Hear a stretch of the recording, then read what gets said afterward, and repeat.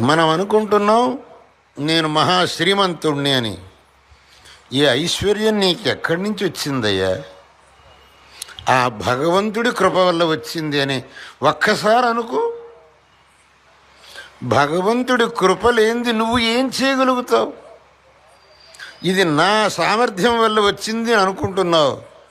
భగవంతుడి కృప లేనిది నీ సామర్థ్యం దేనికి పనికిరాదు. కాబట్టి మన సామర్థ్యం వల్ల మనం ఏమీ సంపాదించలేం. భగవంతుడి కృప ఒకటి ఉంటే మాత్రమే మనం ఏమన్నా సంపాదించగలుగుతాం. కాబట్టి ఇవాళ మనకు ఈ ఐశ్వర్యం వచ్చింది భగవంతుడి కృప వల్ల వచ్చింది.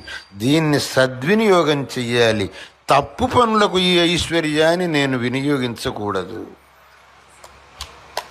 శాస్త్రం చెప్పింది, శాస్త్రం అంటే వేదం.